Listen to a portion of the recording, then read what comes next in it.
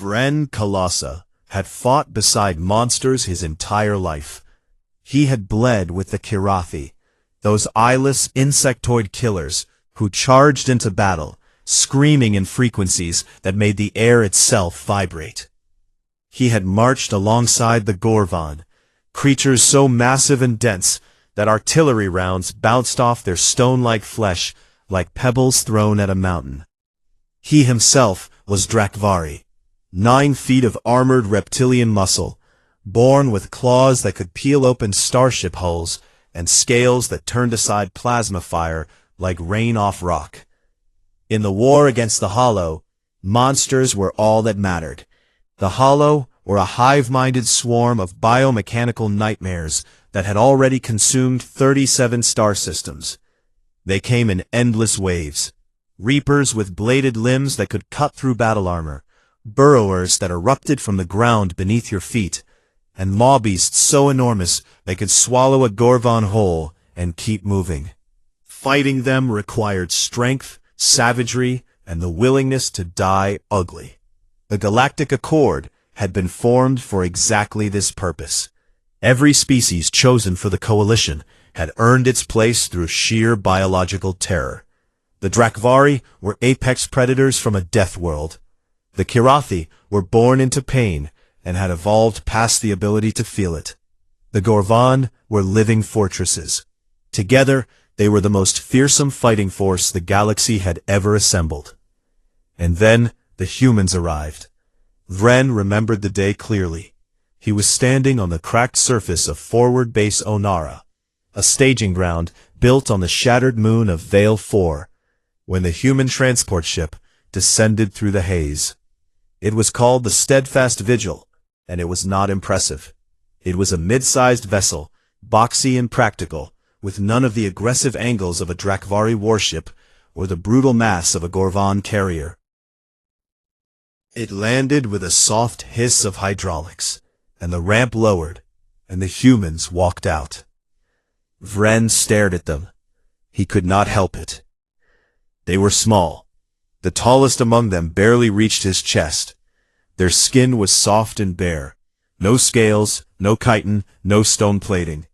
Their teeth were flat and blunt. Their nails were thin and useless. They carried weapons, yes, but their bodies themselves were not weapons. They looked like prey animals who had somehow wandered onto a battlefield.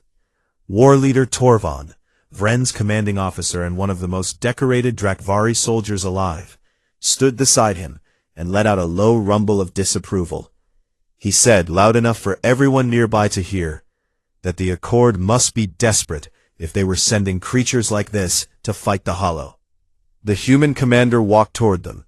She was a woman of average height, with dark hair pulled back tight, and calm brown eyes that did not look away from Torvon's towering form. She introduced herself as Grace Dunhill, commander of the human contingent. Her voice was steady and unhurried. She did not flinch when Torvon leaned down, his massive head close enough that his breath moved her hair, and asked her what exactly her people thought they could contribute to a war fought by real warriors. Grace Dunhill looked up at him and said, simply, that they were there to help. Then she introduced her senior officers. Lieutenant Cole Hadley was a lean man with quiet gray eyes and the kind of face that did not reveal much. He nodded politely to each alien species representative, as though meeting 9-foot armored reptiles and eyeless insect warriors was a perfectly normal Tuesday. Sergeant Nora Beckett was shorter, built like a compressed spring, with sharp dark eyes and a voice that carried authority far beyond her size. She shook Vren's clawed hand without hesitation and told him she looked forward to working together. Vren did not know what to make of them. He was assigned to a mixed-species strike unit designated Fire Team Dagger. The unit included Drakvari warriors, a pair of Kirathi scouts, and Cole Hadley's squad of human marines. Their first mission together was a patrol sweep of a canyon network on Vale 4 that intelligence believed was infested with hollow drones. It was supposed to be routine. Clear the canyons, report enemy positions, return to base. Vren expected the humans to slow them down. He planned for it. He positioned himself at the front of the formation, ready to do the real fighting, while the humans stumbled along behind. But the humans did not stumble. They moved through the canyon with a fluid, practiced coordination that caught Vren off guard. They communicated through quick hand signals. No wasted words, no wasted motion. Each Marine covered a specific angle, and when the formation shifted to navigate a narrow passage, they adjusted instantly, seamlessly, like water flowing around stones. Their footsteps were quiet. Their eyes never stopped moving. They were not strong, they were not fast, but they moved like a single organism with many eyes and many hands. And Vren found himself reluctantly impressed by their discipline. The ambush came 20 minutes into the canyon. A swarm of reapers, hundreds of bladed spider-like drones, poured from cracks in the canyon walls, with a sound like 1,000 knives being drawn at once. The canyon erupted into chaos. Vren did what Drakvari did. He roared and charged. His plasma halberd carved through the first wave of reapers in burning arcs, his claws tearing apart anything that got too close. Beside him, the Karathi scouts threw themselves into the swarm with their characteristic frenzy, their multi-jointed limbs striking so fast they blurred. It was brutal, effective, and costly. One Karathi took a blade through the thorax, and Vren himself caught a glancing cut across his forearm that burned like acid. The humans did something else entirely. They did not charge. They fell back 3 steps, formed a tight defensive line, and opened fire. Their weapons were not the most powerful Vren had seen, but their aim was precise, and their timing was coordinated. Each Marine fired in rhythm with the others, creating overlapping fields of fire that shredded every Reaper that entered their kill zone. Not a single human was wounded. When the last drone fell, and the canyon went quiet except for the hiss of cooling plasma and the click of Karathi mandibles, Vren looked at the humans with new eyes. They were reloading their weapons, checking each other for injuries, and already discussing what the ambush pattern suggested about hollow positions deeper in the canyon. They were calm, professional, unshaken. Vren admitted, grudgingly and only to himself, that they had held their ground. But he still thought of them as fragile, useful in their way, perhaps, the way a sharp tool is useful, but breakable. When the real fight came, when the hollow brought their full strength to bear, it would be the monsters who carried the day. The humans would just try not to die. He had no idea how wrong he was. Back at base, Commander Dunhill briefed the combined force on new intelligence. Deep beneath Vale 4's surface, buried under kilometers of rock and hollow-infested tunnels, lay a hive node, the central brain of the hollow swarm in this entire sector. If they could destroy it, they could break the hollow's grip on the region and turn the tide of the war. The Accord leadership approved the mission. It would be the largest joint operation the Alliance had ever attempted. Vren sat in the briefing room and watched the humans. They were not sharpening claws, or testing their pain tolerance, or meditating on the glory of combat. They were reading data on their tablets, checking supply lists, studying tunnel maps, and quietly discussing logistics. Cole Hadley was marking possible evacuation routes on a holographic display. Nora Beckett was inventorying demolition charges. Danny Pace, a young medic with an easy smile and steady hands, was reviewing the anatomy files of every allied species. Vren shook his head. When the battle came, the monsters would do the real work. The humans would just try to keep up. The tunnels beneath Vale 4 were alive. Not in a poetic sense. They were literally alive. The walls pulsed with a slow, rhythmic movement, like the inside of some enormous sleeping creature. Bioluminescent growths cast a sickly green light across the passage, and the air was thick with a wet, organic smell that made Vren's stomach turn. Somewhere deeper in the darkness, things were moving. Many things. 3 assault columns descended into the tunnels that morning. Column 1, the largest, pushed straight down the main shaft toward the hive node. Column 3 took a flanking route through a series of natural caverns to the west. Column 2, which included Fire Team Dagger, War Leader Torvon, and the human contingent, advanced through a network of mid-level tunnels that would bring them to the hive node from the south. The plan was simple. Push from 3 directions, overwhelm the Hollow's defenses, plant demolition charges at the hive node core, and get out. Simple plans, Vren knew, had a way of falling apart the moment the enemy got involved. The first wave of Hollow drones hit Column 2 within the first hour. Reapers poured from side passages in skittering floods. Burrowers erupted from beneath the tunnel floor without warning, their drill-like heads tearing through rock and flesh alike. The column's advance slowed to a crawl, as every meter of tunnel had to be fought for and held. Vren was in his element. His plasma halberd sang through the darkness, its glowing blade carving through Reaper after Reaper. His scales absorbed glancing blows that would have torn through softer flesh. Beside him, the Karathi were magnificent in their terrible way, eyeless heads turning to track sounds no one else could hear, multi-jointed limbs striking with a speed and precision that turned each one into a whirlwind of kitten and violence. They did not scream when they were wounded. They simply fought until they could not fight anymore.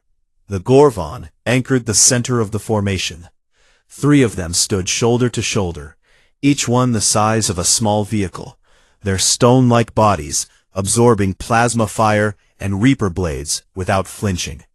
When a burrower erupted directly beneath one of them, a Gorvon named Grell, who Vren had fought beside for 2 years, Grell simply reached down, grabbed the creature by its drill head, and crushed it with one hand. Then he stepped forward and kept moving. The monsters were doing what monsters did, and they were doing it well. But Vren kept finding his eyes drawn to the humans. Cole Hadley moved through the formation like a ghost. He was not at the front. He did not have the body for frontline combat. But he was everywhere else. He appeared at Vren's shoulder to point out a weak spot in the tunnel ceiling that could be collapsed to seal off an approach. He showed up beside the Karathi scouts to share sonar data that revealed a hollow ambush forming 200 meters ahead. He coordinated fire support, redirected squads, and adjusted the column's formation in real time as conditions changed, all through a small communicator strapped to his wrist and a calm voice that never rose above conversational volume. Nora Beckett was even more remarkable. When a section of tunnel collapsed behind the column, whether from hollow sabotage or the simple instability of a war-torn moon, it threatened to cut off their only retreat route. Torvon bellowed for the Gorvon to clear the rubble. It would have taken them 20 minutes at least. Beckett was already moving. She pulled a pack of shaped charges from her kit, studied the collapse for maybe 30 seconds, placed 4 charges at precise points along the debris field, and detonated them in sequence. The rubble shifted, cracked, and fell away, opening a passage wide enough for even the Gorvon to pass through. 4 minutes. The whole thing took 4 minutes. Vren watched a young human medic, Danny Pace, sprint across an open stretch of tunnel floor while Reaper fire scorched the air around him. A Karathi scout had gone down, one of its legs sheared off by a drone's blade. Danny slid to a stop beside the fallen insectoid, pulled a tourniquet from his kit, and applied it to the wound with hands that did not shake. The tourniquet was not a standard model. It had been modified, designed to fit Karathi limb joints. Danny had built it himself during the voyage to Vale 4. He had studied Karathi anatomy in his spare time. He had studied the anatomy of every allied species, because he knew that on this mission, his patients would not all be human. Nobody had asked him to do that. He had simply decided it needed to be done. The fighting grew worse. The Hollow were not just throwing drones at them anymore. They were adapting.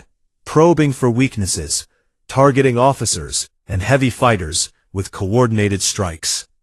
A massive maw beast, a worm-like horror the width of the tunnel itself, came surging out of the darkness and crashed into the Gorvon line. Grell met it head-on, his stone fists hammering into its biomechanical hide. The beast thrashed and writhed, its maw lined with rotating teeth that ground against Gorvon armor. Grell held it for almost a full minute. Then the beast's tendrils wrapped around him, pulled him off his feet, and dragged him into its mouth. Vren heard the sound of stone cracking, a low, terrible grinding noise, and then Grell was gone. The line wavered. For the first time, Vren saw fear in the eyes of his fellow Drakvari. Grell had been one of the toughest beings any of them had ever known, and the Hollow had swallowed him like he was nothing. Then the word came over comms, and it was worse than any maw beast. Column 1 had been destroyed. Not defeated, not pushed back, destroyed. The Hollow had let them advance deep into the main shaft, then sprung a trap, collapsing tunnels behind them, and flooding the passage with thousands of drones from hidden chambers. Column 1 had been surrounded and overwhelmed. Casualties were catastrophic. The survivors were scattered and unreachable. Column 3 was cut off. Their comms were jammed. No one knew if they were still fighting or already dead. Column 2 was alone, surrounded on 3 sides, deep underground, with no reinforcements coming, and the Hollow closing in like the walls of a crushing trap. War leader Torvon rallied his forces with a roar that shook dust from the ceiling. He ordered a fighting retreat toward the surface. The Drakvari and Karathi formed a rearguard, fighting with savage desperation to buy time for the column to pull back. The Gorvon absorbed punishment that would have annihilated any other species, their bodies cracking and bleeding, but refusing to fall. It was not enough. The Hollow were too many, too fast, too relentless. For every drone they killed, 10 more appeared. The retreat became a desperate scramble. Soldiers fell. The tunnel floor grew slick with blood from a dozen different species. Vren took a deep wound to his side, a reaper blade that punched through a gap in his scales and buried itself in the muscle beneath. He staggered, nearly fell, and kept fighting because stopping meant dying. Then Commander Grace Dunhill's voice came over the comms. It was calm, impossibly, infuriatingly calm. She told Torvon that she was redirecting every human asset in the operation to support Column 2's withdrawal. Dropships, gunships, electronic warfare units, medical teams, engineering squads, everything. Torvon, his pride bleeding as badly as his soldiers, growled that he did not need human charity. Dunhill's reply was quiet and without ego. She said it was not charity, it was tactics, and then she said something that Vren would remember for the rest of his life. She said the humans had planned for this. From the very beginning, before the first soldier set foot in the tunnels, the humans had built contingency plans for exactly this scenario: the collapse of the main assault, the isolation of surviving columns, the need for emergency extraction under fire.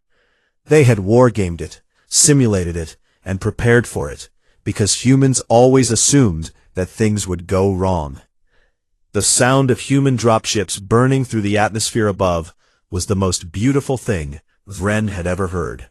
The human reinforcements did not arrive like a hammer. They arrived like a mind. Vren was leaning against the tunnel wall, one clawed hand pressed against the wound in his side, watching the hollow mass in the darkness ahead. He could hear them, the clicking of reaper legs, the grinding of burrower drills, the deep wet breathing of something much larger, waiting just beyond the reach of the bioluminescent light. Column 2 had pulled back to a wide junction where 4 tunnels met, and they had formed a defensive circle. But everyone knew it was only a matter of time before the swarm hit them again. The Drakvari were wounded and tired. The Kirathi had lost a third of their number. The 2 remaining Gorvon were cracked and bleeding from 100 impacts. The air smelled like blood and burning metal. Then the first human electronic warfare pod activated, and the world changed. Vren did not understand what happened at first. The distant clicking of the Reaper swarm, that constant coordinated rhythm that meant the Hollow were moving as one, suddenly broke apart. The rhythm stuttered, skipped, became chaotic. From deeper in the tunnels came sounds that no one in Column 2 had ever heard before. Hollow drones crashing into walls, attacking each other, spinning in circles. The unified swarm had become a confused mob. Cole Hadley appeared beside Vren, his face lit by the glow of a tactical display strapped to his forearm. He explained it quickly. Human electronic warfare specialists had deployed signal jammers tuned to the Hollow's coordination frequency. The Hollow communicated through a kind of biological radio signal, a psychic network that linked every drone to the hive mind. The humans had figured out how to disrupt it. Not permanently. The Hollow would adapt in minutes, but minutes were enough. Vren stared at him. The Accord had been fighting the Hollow for 6 years. 6 years of blood and death, and entire worlds consumed. And the humans, who had been in this war for less than 3 months, had figured out how to jam the Hollow's communications. Hadley shrugged when Vren said this. He said that humans had spent their entire history fighting things bigger and stronger than themselves. They had learned, very early, that the best way to beat a stronger enemy was to take away its advantages before the fight even started. The second phase of the human response was already underway. Nora Beckett had taken a team of combat engineers into 3 of the 4 tunnel approaches and was sealing them shut. Vren could hear the muffled thump of shaped charges detonating, followed by the grinding roar of collapsing rock. Within 10 minutes, Beckett had reduced the Hollow's attack options from 4 directions to 1, and that one direction was now a narrow kill zone, lined with automated turrets that the humans had pulled from their dropships and assembled in the field. Vren watched Beckett work. She moved through the chaos with a focus that bordered on mechanical. Her hands were steady. Her voice was a constant stream of short, precise instructions to her team. A Reaper drone broke through a gap in the barricade she was building and lunged at her. Without pausing her work, she drew a sidearm, shot it twice in the head, holstered the weapon, and went back to wiring charges. The whole thing took about 3 seconds. The third phase was the one that broke something inside Vren, something he had believed his entire life. Human medics spread out across the defensive position, and they did not just treat humans. Danny Pace was kneeling beside a Drakvari warrior twice his size, carefully stitching a wound with sutures that Vren had never seen before. Thin, flexible threads designed specifically for Drakvari tissue. Danny's hands moved with practiced confidence. He spoke softly to the warrior as he worked. Not in Drakvari. He did not speak the language, but in a calm, reassuring tone that needed no translation. Vren learned later that every human medic in the contingent had spent the voyage to Vale 4 studying the anatomy, physiology, and medical needs of every allied species. They had designed custom medical supplies, bandages that adhered to Karathi chitin, painkillers calibrated for Gorvan biochemistry, surgical tools shaped for Drakvari scale patterns. They had done this on their own initiative. No one in the Accord had asked them to. No one had even expected it. Cole Hadley saw the look on Vren's face and said something that stayed with him.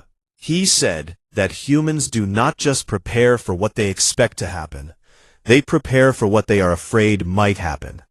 Every human soldier in this operation carried weapons, yes, but they also carried medical supplies for 5 different species, translation software, engineering tools, emergency rations compatible with 3 different biochemistries, and a dozen other things that had nothing to do with killing and everything to do with keeping people alive. Vren asked him why. Why carry all of that? Why spend the time, the effort, the cargo space on supplies for species that were not their own. Hadley looked at him with those quiet gray eyes and said it was because they might need it. That was all. They might need it, so they brought it. Humans planned for the worst and carried everything they might need to get through it, not just for themselves, but for everyone around them. The Hollow adapted faster than expected. The signal jamming began to fail, and the swarm started to reorganize. A massive maw beast, even larger than the one that had killed Grell, came thundering down the remaining open tunnel, its body filling the passage from wall to wall, its rotating teeth grinding through the automated turrets like they were made of paper. The Gorvon braced themselves. The two remaining stone giants planted their feet and lowered their shoulders, ready to meet the beast head-on. But everyone could see it was too big. Even the Gorvon could not stop this one. Grace Dunhill walked onto the front line. She was not a large woman. She wore standard human combat armor, light, practical, unremarkable. She carried no heavy weapon. She walked past the Gorvon, past the Drakvari warriors, past everyone, and stood in the middle of the tunnel with a tactical communicator in her hand. She raised the communicator to her lips and began reading coordinates. Her voice was steady and precise, each number spoken clearly, without hesitation. She was calling in an orbital strike. Kinetic rods, dense metal projectiles fired from the Steadfast Vigil in orbit above Vale 4, accelerated to a fraction of light speed and guided to their target with a precision measured in centimeters. The rods would punch through the moon's surface, through hundreds of meters of rock, and detonate inside the tunnel ahead. The target zone was 50 meters from where Dunhill was standing. The margin of error was less than 10 meters. If the targeting was off by even a small amount, the strike would kill everyone in Column 2. Dunhill did not hesitate. She trusted her crew. She trusted the math. She trusted the systems her people had built. The strike hit like the fist of a god. The tunnel ahead of them erupted in fire and force. The maw beast was torn apart instantly, its biomechanical body shredded by the kinetic impact. The shock wave knocked Vren off his feet and cracked the tunnel walls for 100 meters in every direction. Dust and debris rained down. The ground shook so hard that several Drakvari warriors thought the entire tunnel was collapsing. When the dust settled, the maw beast was gone. The tunnel ahead was a smoking crater of fused rock and burning hollow remains. The swarm behind the beast had been obliterated. Dunhill lowered her communicator and turned back to face the column. Her face was covered in dust. Her eyes were calm. Vren had fought beside monsters his entire life. He had seen Kirathi tear enemies apart with their bare claws. He had watched Gorvon stand against forces that should have crushed them. He had killed hundreds of Hollow with his own hands.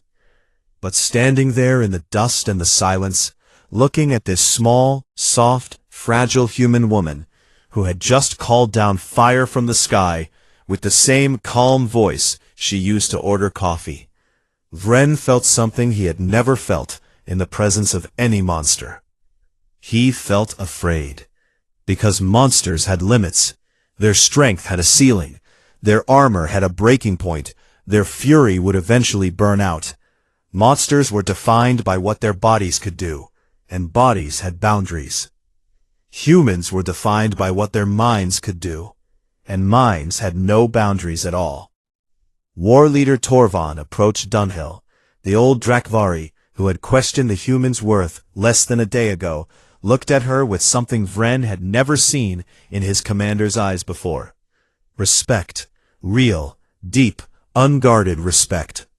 He asked her what they should do now. Dunhill said the mission had not changed. They were still going to destroy the hive node. But from now on, they were going to do it her way. Grace Dunhill laid out her plan in the ruined tunnel junction, drawing diagrams in the dust with her finger, while the remnants of Column 2 gathered around her. Drakvari warriors twice her height crouched to listen. The two surviving Gorvan leaned in, their cracked bodies groaning with the movement. Kirathi scouts tilted their eyeless heads, listening to every word through their translation implants. And in the back, the human Marines stood quietly, already checking their gear, because they had heard plans like this before, and they knew what came next. The plan was not simple. It was not a charge. It was not a last stand. It was something none of the alien species had ever seen in a combat operation. A design. Every piece connected to every other piece. Every species had a role that played to its strengths. And humans were the thread that held it all together. Phase 1 was the diversion. The Kirathi, who thrived in close-quarters chaos and fought best when surrounded, would launch an attack on the Hollow's eastern tunnel network. Their job was not to win, it was to make noise, to draw the bulk of the Hollow swarm away from the hive node. The Kirathi war captain, a scarred veteran named Thriss, clicked her mandibles in approval. This was what her people were born for. But the Kirathi would not be alone. Human electronic warfare specialists would accompany them, carrying signal emitters that mimicked the communication signatures of a massive Accord army. To the Hollow's hive mind, it would look like 10,000 soldiers were attacking from the east. The real force would be a fraction of that, but the Hollow would not know it until it was too late. Phase 2 was the wall. The Gorvan would position themselves at the primary tunnel approach to the hive node and hold the line against whatever the Hollow sent at them. Their job was to be what they had always been, immovable.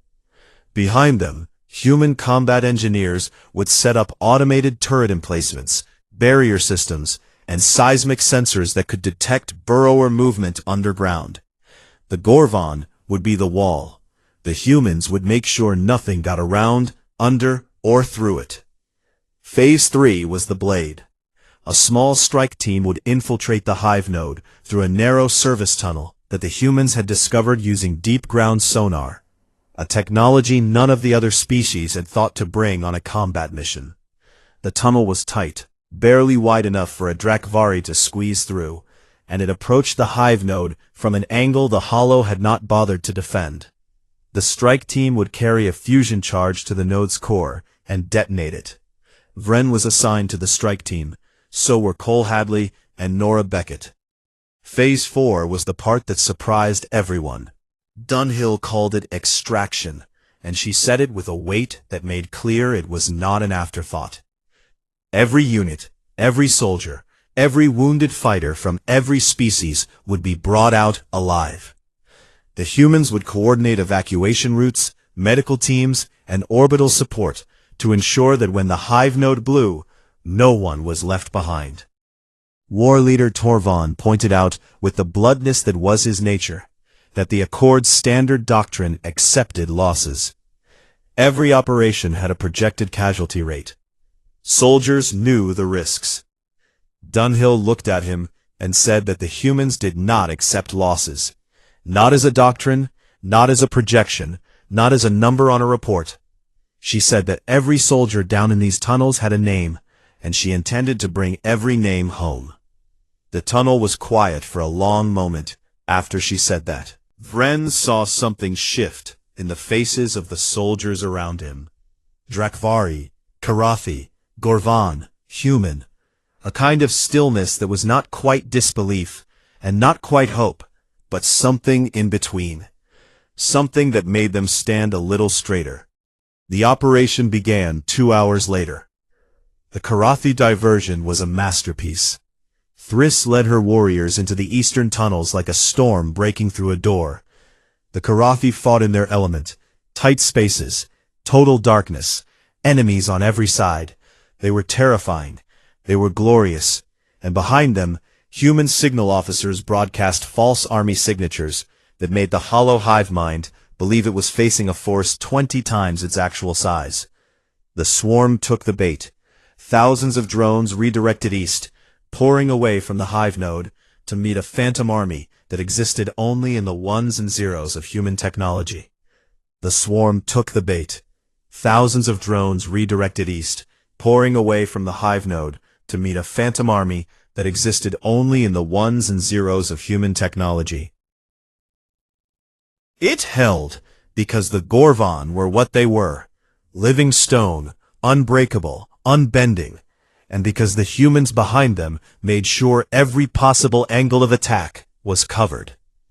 When a swarm of burrowers tried to tunnel beneath the Gorvon position, human seismic sensors detected them 40 meters out.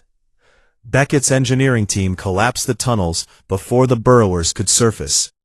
The Gorvon never even knew they were in danger. They just stood and held. The strike team descended into the service tunnel, and the world became very small and very dark. Vren could barely fit. His shoulders scraped the walls on both sides, and his tail dragged against the floor behind him.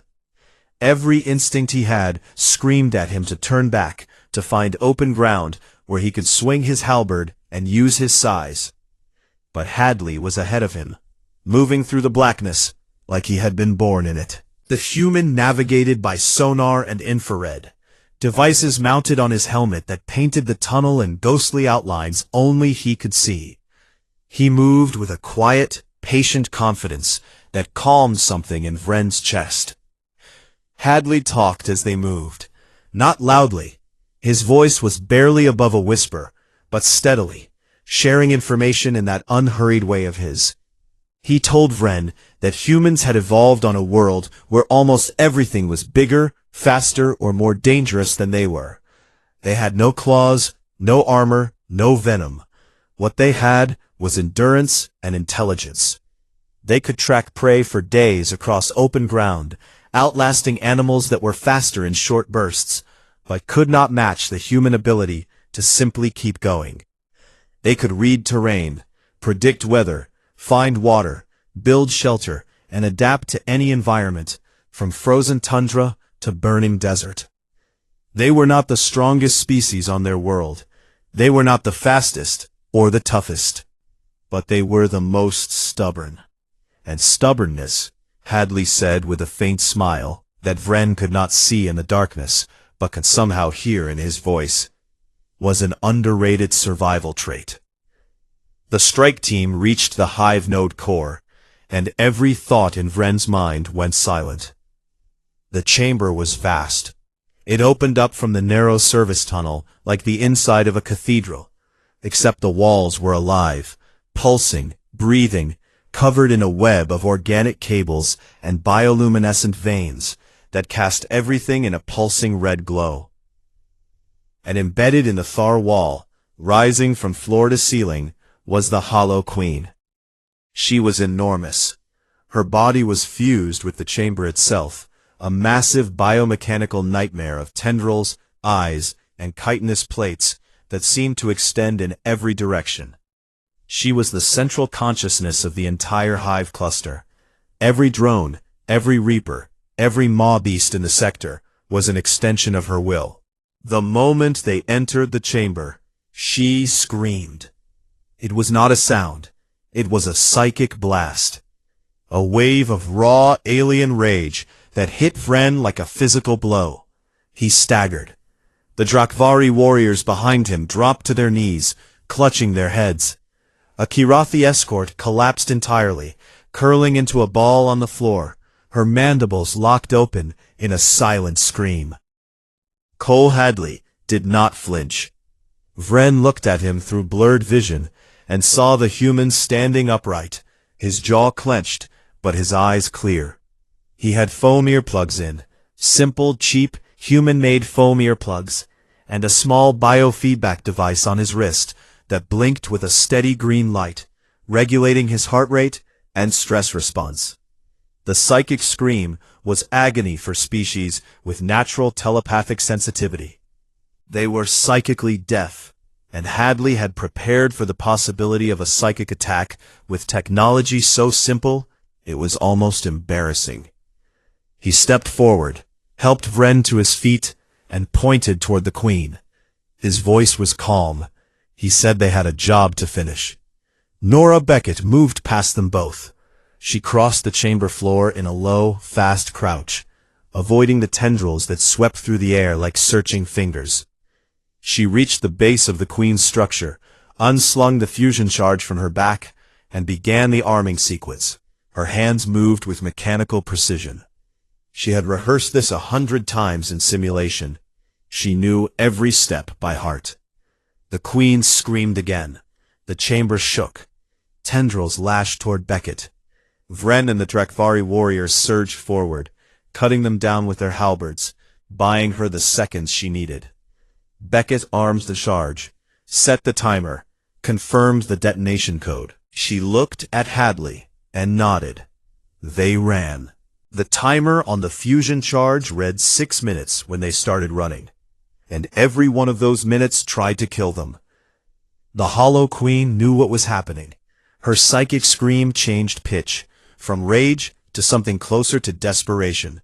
And across the entire tunnel network, every remaining Hollow drone abandoned whatever it was doing and surged toward the hive node. The carefully orchestrated phases of Dunhill's plan, which had held together with beautiful precision for over an hour, began to crack at the edges. The eastern diversion collapsed first. The Karathi, who had been fighting brilliantly in the tunnel network, suddenly found themselves facing 3 times the number of drones as the swarm redirected. Thriss rallied her warriors for a fighting retreat, but the tunnels were flooding with Reapers faster than they could fall back. Her comms crackled with static as she reported her situation. Surrounded, outnumbered, no clear exit. Dunhill's voice came over the command channel within seconds.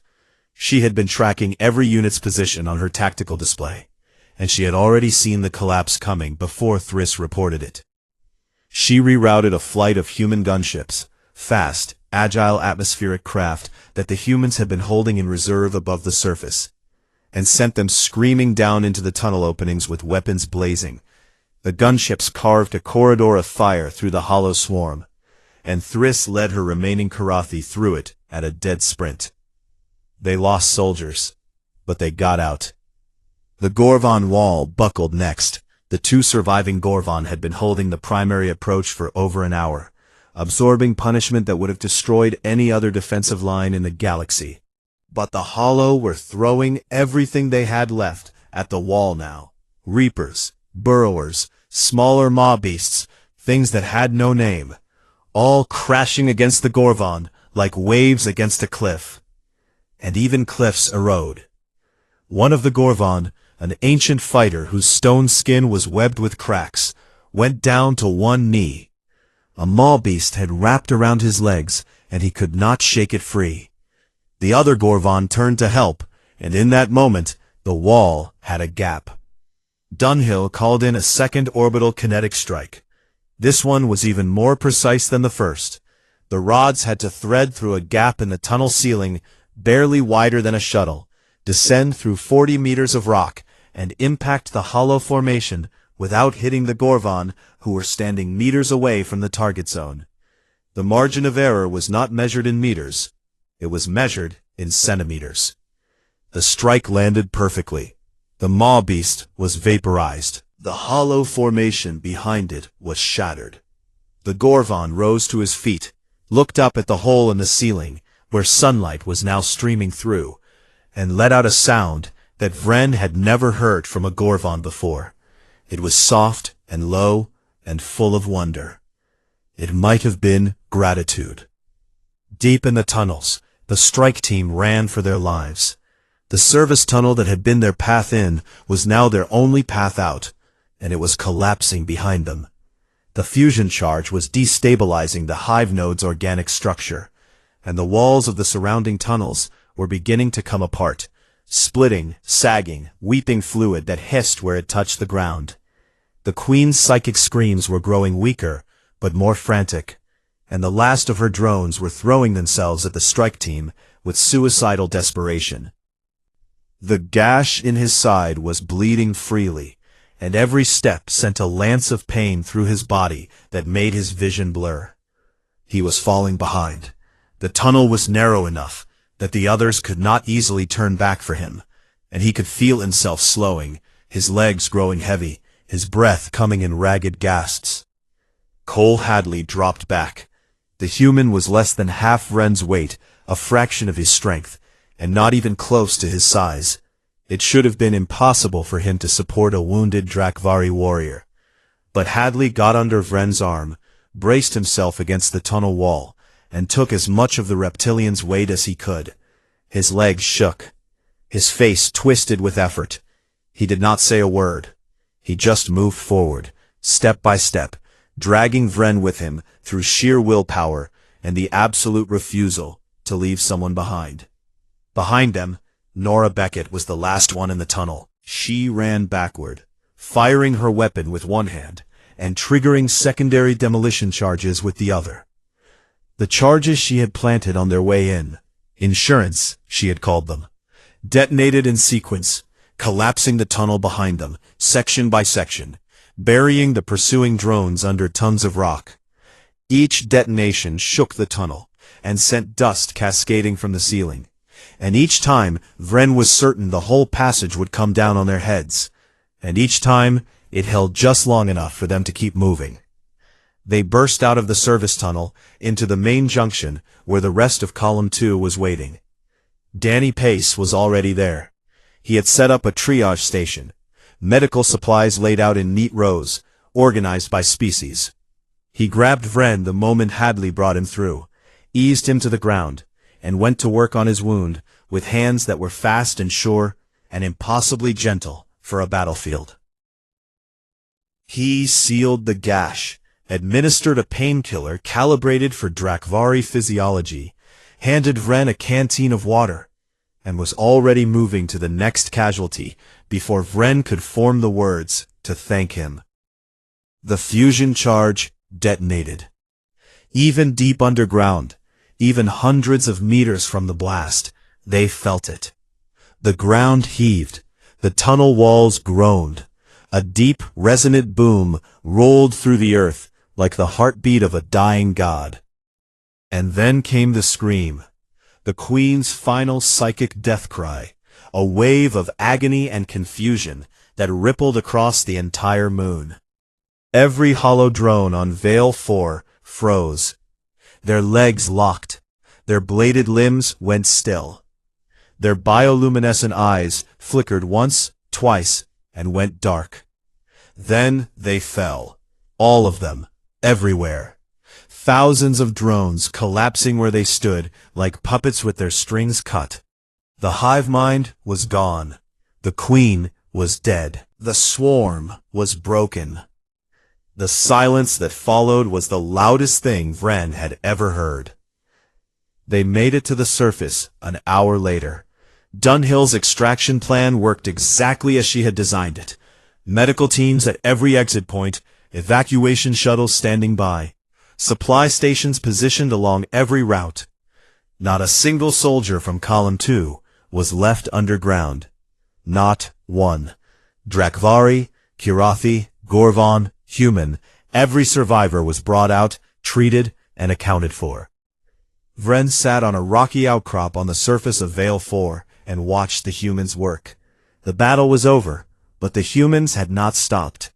Human medical teams moved among the wounded of every species with the same calm efficiency they had shown in the tunnels. Human engineers were already constructing temporary shelters from prefabricated materials they had brought in their dropships.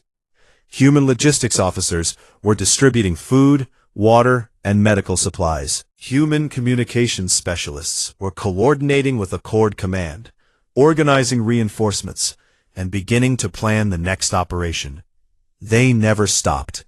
That was the thing about humans that Vren was only now beginning to understand. Other species fought hard and then rested. Humans fought hard and then worked hard. There was no off switch. There was no moment when they decided they had done enough. They just kept going, kept helping, kept building, kept solving problems, because that was what they were. War leader Torvan found Vren on the outcrop. The old Drakvari was quiet for a long time, staring out at the cratered landscape and the human activity below. When he finally spoke, his voice was low and stripped of its usual commanding edge. He said he had been wrong about the humans. He had thought they were weak because they were soft. No claws, no armor, no natural weapons. But he understood now that the softness was not weakness. Humans had put their evolutionary energy not into their bodies, but into their minds. They did not grow armor because they learned to build it. They did not develop claws because they invented weapons. They did not evolve telepathy or night vision or stone skin because they created technology that did all of those things and more. They were not limited by what they were born with. They were limited only by what they could imagine. And humans, as far as Torvald could tell, could imagine nearly anything. Vren thought about everything he had seen over the past 2 days. The Drakvari fought because they were born with claws and scales. The Kirathi fought because they could not feel pain. The Gorvon fought because they could not be broken. Every monster in the Accord was a product of its biology. Powerful, yes, but ultimately defined by the boundaries of its own evolution. They looked at every problem, every challenge, every enemy, and asked the same question: how do we solve this? Not how do we overpower it, not how do we outlast it, how do we solve it? And then they solved it, with planning and preparation and technology and an almost frightening willingness to care about everyone around them, even people who were not their own species, even people who had doubted them and looked down on them. That was their true power. Not strength, not speed, not ferocity. It was the refusal to accept that any problem was beyond them. The stubborn, relentless, infuriating belief that there was always a way, always a solution, always a plan, and the willingness to carry everything they might need to make it work. Grace Dunhill climbed up to the outcrop and sat down beside Vren. She looked tired. There were dark circles under her eyes, dust in her hair, and a small cut on her forehead that she had not bothered to treat. She reached into her pack, pulled out a small metal container, and poured a cup of something dark and steaming. She offered it to Vren. He asked what it was. She said it was coffee, a human drink, bitter, strong, and strangely comforting. He took the cup in his clawed hand, careful not to crush it, and drank. It was bitter and strange, and he decided immediately that he liked it. He asked her if she had been afraid during the battle, down in the tunnels, when the Hollow were closing in, when she called in the orbital strikes, when everything was falling apart. She smiled, a small, tired, honest smile, and said she had been terrified every second, from the moment they entered the tunnels to the moment they reached the surface. She had been afraid the whole time. Vren frowned. He said he did not understand. She had shown no fear. She had been calm, steady, decisive. She had led them through the worst of it without a single moment of hesitation. Dunhill looked out at the stars that were beginning to appear in the darkening sky above Vale 4. She said that was the human secret. They were always afraid. Fear was not something they overcame or suppressed or evolved past. It was something they carried with them, every day, in everything they did. They felt it fully and completely. And then they did the thing anyway. Not because they were not afraid, because being afraid was never a good enough reason to stop. Vren sat with that for a long time. The war was not over. The Hollow had 1,000 hive nodes scattered across the galaxy. There would be more battles, more tunnels, more swarms, more death. The road ahead was long and dark and full of things that wanted to kill them all. But for the first time since the war began, Vren believed they might actually win. Not because of the monsters in the Accord's ranks. Not because of Drakvari claws, or Kirathi fury, or Gorvon stone. Because of the humans. Because of their planning, and their preparation, and their technology, and their stubborn, endless, impossible compassion. He finished his coffee, set the cup down carefully on the rock beside him, and stood. There was work to do. There was always work to do. And he was glad, deeply, quietly, profoundly glad, that he would do it beside humans.